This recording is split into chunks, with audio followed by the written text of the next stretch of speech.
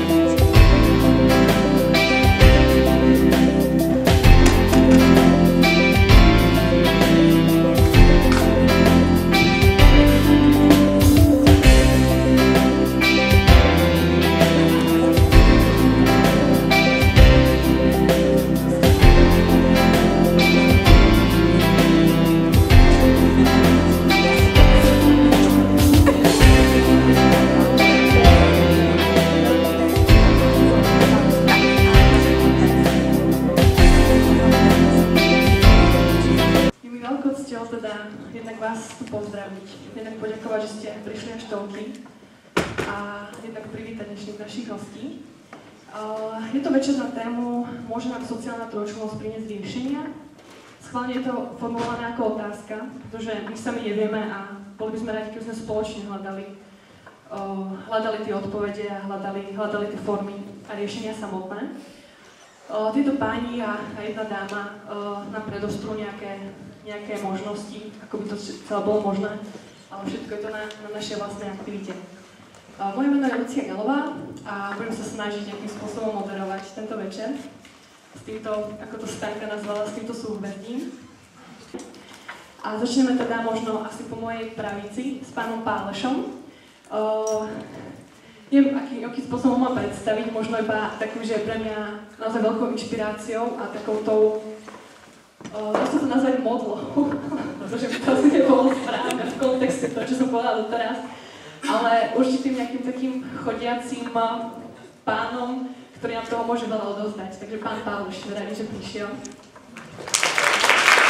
Ďalší pán prišiel z Čiech, Jiří Šlíma. Pán, ktorý má na svojom konte, teda vymyslel si občiansku reformu, občianske snemy, ktoré so svojimi kolegami teda určite v Ostrave nejakým spôsobom realizujú a povie nám teda všetky tie jeho výmysly a vynálezy. Takže pán Jiří Šlíbach. Ďalším hostom je David Sulík, ktorého asi poznáte, je to náš domáci bratislavský David. A David napísal knihy Zodpovedná spoločnosť a sociálna trojčlennosť.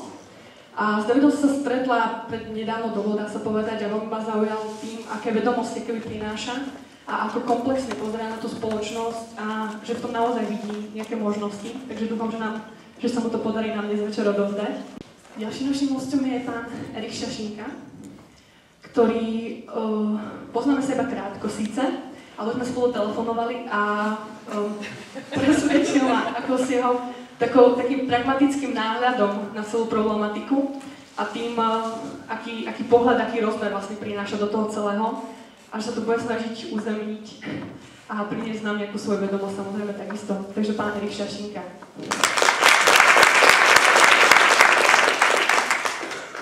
Nechcem opakovať stále s ďalším hosťom, ale neviem, čo iné mám povedať, takže ďalším hosťom je pán Gaudens Asenza. Nechcem na to upozorňovať, ale my sme trošku skomovali jeho meno, takže za čo sa veľmi ospravedlňujeme. Gaudens nie je pôvodne ani Slovák, ani Čech, je to Švajčiar, ktorý má na svojom konte obrovskú hromadu rôznych prác, jednak o sociálnej trojčlennosti, ale zároveň teda pôsobí v Olomouci a pripravujú tam dlhodobý projekt Univerzitu budúcnosti, o ktorej nám povie určite viac. Takže Gaudens. Zmením a poviem predposledným hosťom je Martin Bobko, ktorý prináša inšpiráciu ohľadom základného príjmu. Preložil výbornú knihu, ktorú si môžete tam aj nakúpiť a budeme naozaj veľmi radi, keď nám priniesie práve túto vedomosť, ktorú tam načerpal. Je Martin Bobko. A predstavím tak stručne aj pani Fischerovú, ona potom príde a už budete vedieť, že to je ona. Pani Fischerová je taká pani, ktorá je úžasná. To bolo úžasné, keby teraz prišla, ale to sa nám nepodarilo. Pre mňa znamená stelesnenie múdrosti, pokory a vedomosti, ktorú prináša do spoločnosti a hodnot. Takže určite to z nej bude cítiť. Takže pani Táňa príde za chvíľku.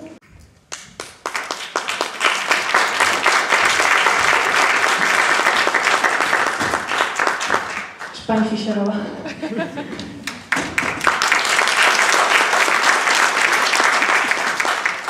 Ja by som len jednu poznámku, že tiež ma fascinovalo na to, že Steiner v tom roku 1919 vystupoval medzi robotníkmi a vedel im to nejakým zrozumiteľným spôsobom v dosť hektickom prostredí vlastne, kde sa stretávali vplyvy rôznych politických zoskupení, radikálne, extrémisticky zľava i zprava. Neskúmajte to, nechajte to sa samo spraví najlepšie, ten trh.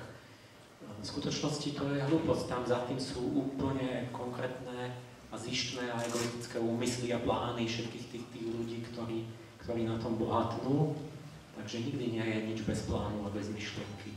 Jsme svědky novodobého otroctví, kdy lidé pracují za neskutečných podmínek, aniž vlastně je jim dána možnost rozvíjet svůj talent. A to je možno dělat podle Rudolfa Steinera právě možná, že i on vnímal tehdejší družstevnictví, protože to družstevnictví bylo v té době velmi rozvinuté a nejvíc, ku podivu nejvíc v naší republice, protože ačkoliv u nás družstevnictví začalo někde v Anglii, někdy kolem roku 1860, tak se ale u nás okolo roku 1900 začalo nesmírně rozvíjet a za první republiky, a jak na Slovensku, tak v Čechách, tady bylo nesmírné množství různých družstev, která fungovala na principu rovnosti hlasů a podílů, že nikdo nemohl nikoho přehlasovat, ne, ten, kdo měl větší majetek, nerozhodoval více, protože měl větší majetek, ale všichni společně.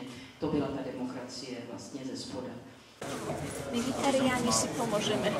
A ešte keby som mal takú jednotky, dobre, tak. Jednotky, tak, týmto. Ešte keby som mal takú niečo raz, že čo Áno. sa vysprávajú, že bez šampióna.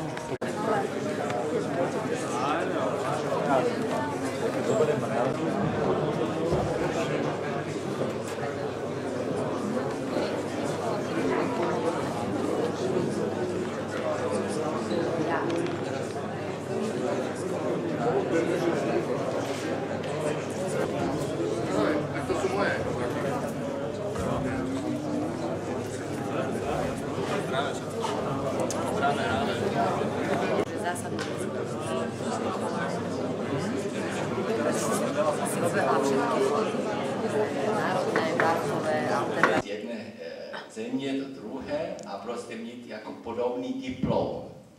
Ale pokud ta myšlenka jedenkrát promyšlíme, co to znamená, to by znamenalo fakt ideální systém, kdyby všechny vysoké školy byly úplně stejné, kdyby všechny vysokoškolské profesory byly úplně stejné, všechny studijní programy, no samozřejmě to je ten ideál.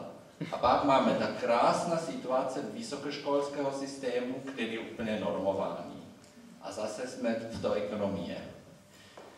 Takže to je ten Bologna systém, který vlastně teďka jako místo toho, aby umožňoval tyhle jako přesuny, což je výborný nápad, vedl k tomu, že máme prostě homogenizace jako ideologie ve vysokoškolském systému.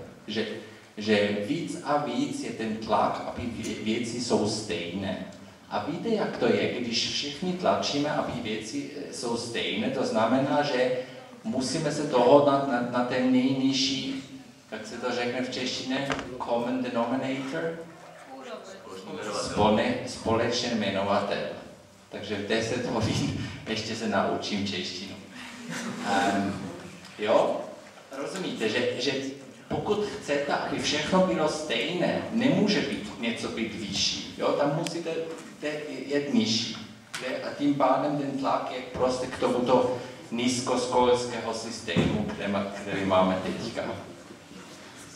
A pak máme něco krásného, co taky omezuje svoboda, a to je ten takzvaný akreditační systém.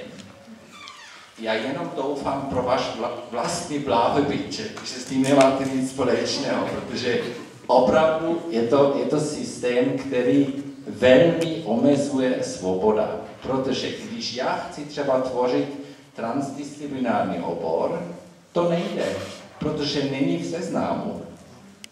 Já opravdu nemůžu dát něco nového do vysokoškolského systému, protože existuje akreditační komise a tam jsou prostě ty obory, které jsou historicky vyvinuté. A pokud se nevejdou do jednoho oboru, nemůžu nic tvořit. A i když vejdu, stejně to nejde, protože tam zase nemůžu inovovat, protože tam je už dáno, co je požadované. A to je v každé vědě stejně není možné tvořit všechno. Takže vždycky je to tam nějaký úsek, který je požadovaný, a ten úsek, který je požadovaný, je podle starého myšlenka.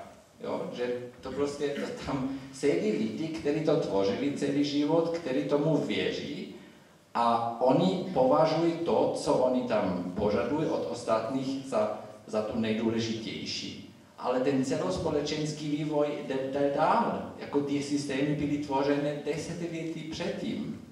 A ten 21 století prostě ještě tam není. Takže je to pre mňa veľmi pozitívne, že už sa nejako delíme aj o tú prácu, o tú organizáciu tej práce, takže sa hýbeme. A ja by som ja si môžem poďakovať vám, že ste prišli, že sme sa tu zišli až toľky, ktorí majú záujem o takéto, dá sa povedať, alternatívne, keď Robin to nemá rád slovo, alternatívne riešenia a možnosti. Ďakujem za diskusiu, budem fakt veľmi rada, keď sa uvidíme znova a budeme debatovať ďalej. Ďakujem vám, že ste prišli aj zďaleka, aj z blízka. Boli ste určite každý jeden z vás obohatením tej svojej vlastnej jedinečnosti.